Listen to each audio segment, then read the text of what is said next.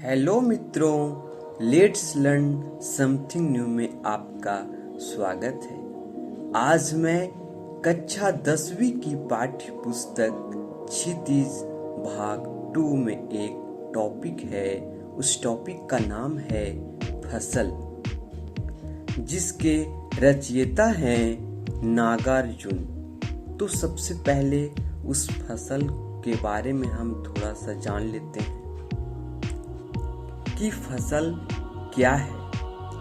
तो अन्न तो उपजती है, ठीक है, किसान मेहनत करता है, सभी जानते हैं कि किसान का योगदान रहता है। लेकिन किसान के अलावा भी फसल में बहुत सारे लोगों का योगदान रहता है।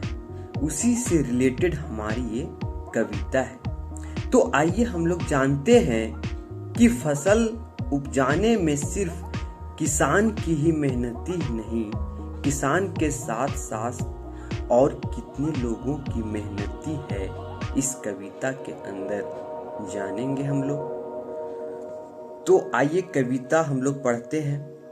एक के नहीं, दो के नहीं, ढेर सारी नदियों के पानी का जादू।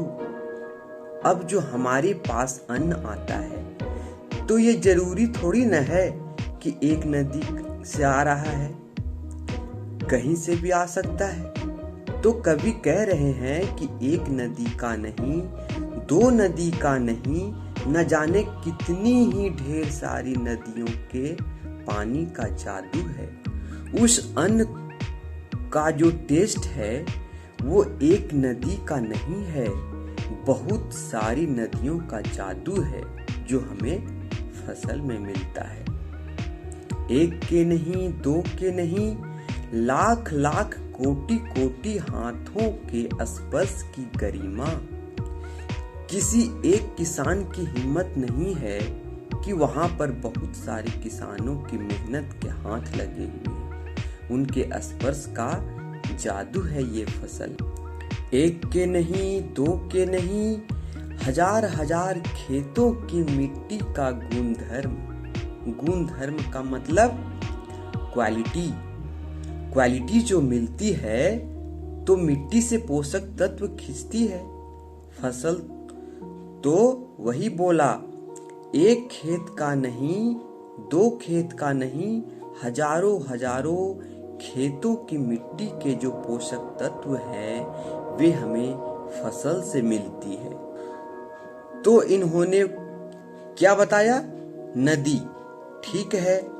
दूसरा हाथों का स्पर्श, और तीसरा इन्होंने बताया कि मिट्टी का गुणधर्म। नेक्स्ट है फसल क्या है। अब उन्होंने सहयोग बता दिया कि फसल है क्या। क्या है? और तो कुछ नहीं है वह, नदियों के पानी का जादू है वह। मतलब फसल कुछ और नहीं है तो क्या है? नदियों के पानी का जादू है। मतलब उसके अंदर जो हमें पौष्टिकता, जो स्वाद मिलता है वो क्या है? नदियों के पानी से मिलता है। हाथों के स्पर्श की महिमा है।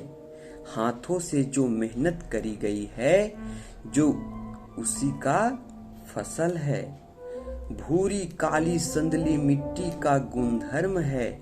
मिट्टी हर जगह अलग अलग तरीके से होती है, कहीं भूरी तो कहीं काली तो कहीं संदली होती है।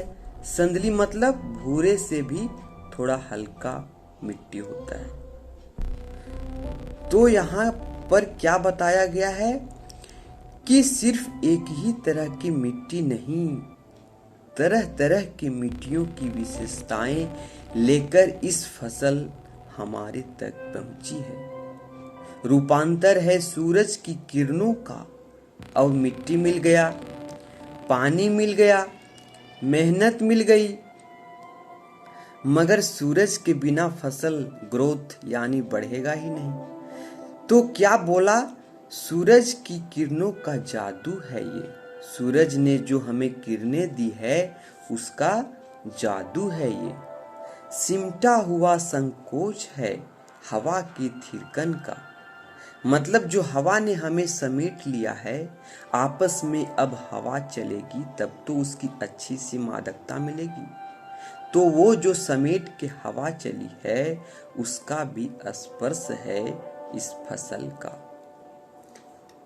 तो हम लोगों ने 2 कविता नागार्जुन द्वारा रचित पढ़ लिए हैं।